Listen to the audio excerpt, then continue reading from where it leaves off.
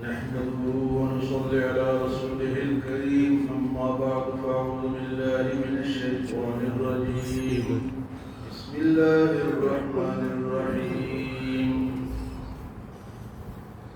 كلا إن الإنسان ليطغى أن رآه استغنى إن إلى ربك الرجعى أرأيت الذي ينهى عبدا إذا صلى أرأيت إن كان على الهدى أو أمر بالتقوى أرأيت إن كذب وتولى ألم يعلم بأن الله يرى كلا لئن لم ينته لنسفعا بالناصية ناصية كاذبة خاطئة فليدع ناديه سندعو الزبانية كلا لا تطعه واسجد واقترب.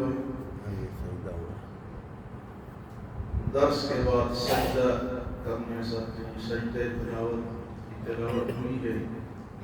قرآن پاک میں 14 ایسی آیات ہیں جب وہ پڑھی جائے یا سنی جائے تو وہاں پھر سجدہ کرنا واجب ہو جاتا ہے. تو یہ آخری سجدہ ہے قرآن پاک کا، اس کی تلاوت ہوئی ہے. تو سجدے کا طریقہ یہ ہے کہ سجدے میں بندہ چلا جائے 3 دفعہ سبحان ربی الاعلیٰ پڑھ کے اٹھ جائے تو اس وقت بھی انسان سجدہ کر سکتا ہے اور بعد میں بھی کر سکتا ہے کہ ابھی کر لے، لیکن اس وقت زیادہ بہتر اس لیے ہوتا ہے تاکہ بعد میں بھول نہ جائے اور انسان کے اوپر واجب رہ جائے. تو سورۃ اقرا پہلی وحی نازل ہوئی. اللہ پاک نے فرمایا کہ میں نے انسان کو علم دیا، قلم کے ذریعے سے اس کو علم سکھایا. حضور صلی اللہ علیہ وسلم نماز پڑھتے تھے تو ابو جہل آپ کو نماز سے کہ آپ یہاں نماز نہ پڑھا کریں، اور نماز سے منع کرنے کی اصل جو وجہ تھی وہ قرآن پاک کی تلاوت کہ جب قرآن نماز میں پڑھا جاتا تو قرآن کا اپنا ایک اثر ہے، تو اس اثر کو روکنے کے لیے کہ نماز ہی آپ نے نماز آئندہ یہاں نماز نہیں پڑھی، تو اس کا ذکر اللہ پاک نے فرمایا کہ کلا ان الانسان لیطغی.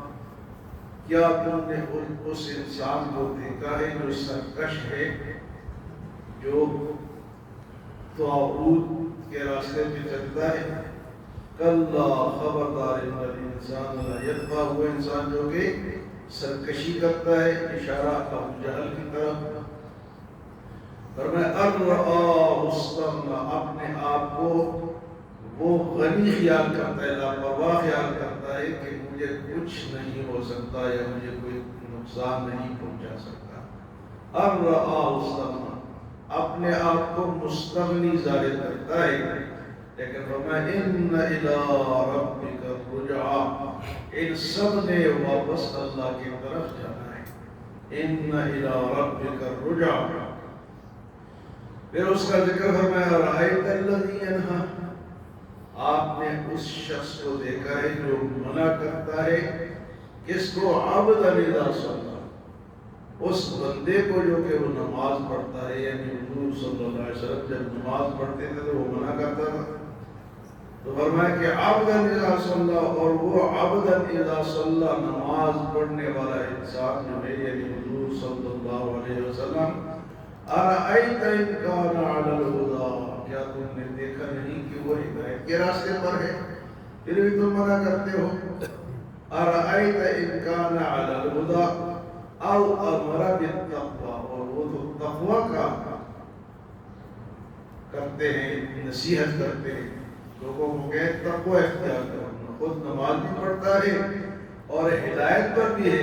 او امر بالتقوی، اور تقوی کا حکم کرتا ہے. تو پھر ابو جہل کی طرف ارأیت الذی کذب وتولی، کیا تم نے اس شخص کو نہیں دیکھا جو جھٹلاتا ہے اور منہ موڑتا ہے؟ ارأیت ان کذب وتولی الم یعلم بان اللہ یعلم، اور اس کو یہ نہیں پتا کہ میرا رب مجھے دیکھ رہا ہے۔ رب کو تو وہ مانتا نہیں تھا، لیکن رب تو رب ہے، وہ سب کا ہے۔ ابو جہل کا بھی رب اللہ ہی ہے، اور باقی سب کا رب کون ہے؟ الم یعلم بان اللہ یعلم، تو اس کو یہ پتا نہیں کہ اللہ اسے دیکھ رہا ہے۔ کلا لئن لم ينتہ لنسفعا بالناصیہ، خبردار اگر وہ باز نہیں آیا تو ہم اس کو پیشانی سے پکڑ کر گھسیٹیں گے۔ اللہ فرماتے ہیں کہ ہم پیشانی سے پکڑ کر اور پھر گھسیٹا گیا، جب بدر میں مارا گیا تو گھسیٹ کر ایک کنویں میں ڈالا گیا، سب کافروں کو گھسیٹ کر کنویں میں ڈالا گیا۔ فرمایا کہ خبردار اگر یہ باز نہیں آیا لئن لم ينتہ، یہ اس نے یہ حرکت چھوڑی نہیں، لنسفعا بالناصیہ، ہم اس کو پیشانی سے پکڑ کر گھسیٹیں گے۔ اور وہ پیشانی کیسی ہے؟ ناصیۃ کاذبۃ خاطئہ، وہ پیشانی جھٹلانے والی اور خطا کار ہے۔ فرمایا فلیدع نادیہ، وہ اپنے لوگوں کو بلاتا ہے، اپنے ماننے والوں کو بلاتا ہے۔ وہ کہتا تھا میں مکے کا بڑا رئیس ہوں، میرے پاس بہت بڑا جھنڈا ہے اور میرے اتنے ماننے والے ہیں، میں جب ایک آواز لگاؤں تو سب جمع ہو جاتے ہیں۔ فرمایا فلیدع نادیہ، وہ بلاتا ہے اپنے کارندوں کو۔ اللہ پاک میں سندع الزبانیہ، میں بھی اپنے فرشتوں کو بلاؤں گا، پھر فرشتوں کا مقابلہ یہ نہیں کر۔ سندع الزبانیہ، زبانیہ ان فرشتوں کو کہتے ہیں جو کہ اللہ کے حکم کے لیے تیار کھڑے رہتے ہیں۔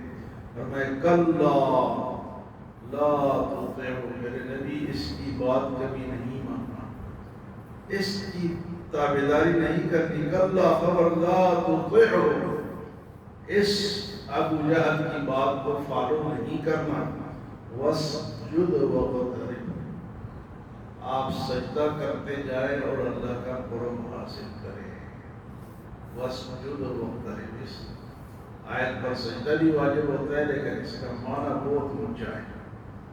اکثر اس کو نماز میں ہم نہیں پڑھتے ہیں، باقی جو نمازیں ہیں اس تاکہ لوگوں کو یہ سجدہ کی تکلیف کرانی پڑے گی، جب نماز میں پڑھیں گے تو سجدہ تو کرنا پڑے گا، لیکن سجدہ اللہ کے رسول فرماتے ہیں کہ وہ ایسا عمل ہے کہ اللہ سب سے زیادہ اس پہ خوش ہوتے ہیں۔ تو میں سجدے کرتے جاؤ اور اللہ کا قرب حاصل کرتے جاؤ۔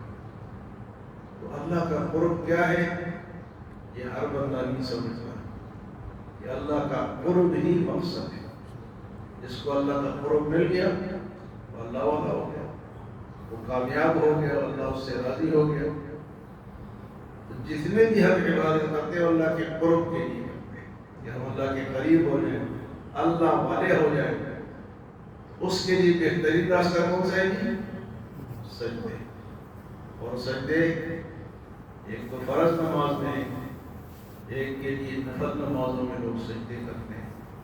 اب رمضان میں کتنے سجدے ہوتے ہیں، اللہ کتنے خوش ہوتے ہیں، کتنے قرب کا موقع ملتا ہے، لیکن لوگ نہیں کرتے، بھاگ جاتے ہیں۔ کوئی 8 پہ جان چھوڑاتا ہے، کوئی 10 پہ جان چھوڑاتا ہے۔ بھئی تم جتنے زیادہ سجدے کرو تو تمہیں کیا ہوگا؟ 1500 نیکیاں ایک سجدے پہ ملتی ہے رمضان میں۔ تو فرمایا واسجد واقترب، سجدے کرتے جاؤ اور اللہ کا قرب حاصل کرتے جاؤ۔ تو جتنے بھی اللہ کے نیک لوگ ہیں، اللہ کے بزرگ لوگ گزرے ہیں یا موجود ہیں، وہ ان کو اللہ کا قرب اللہ کی اس عبادت سجدوں سے حاصل ہوتی ہے۔ اللہ ہمیں عمل اور سمجھ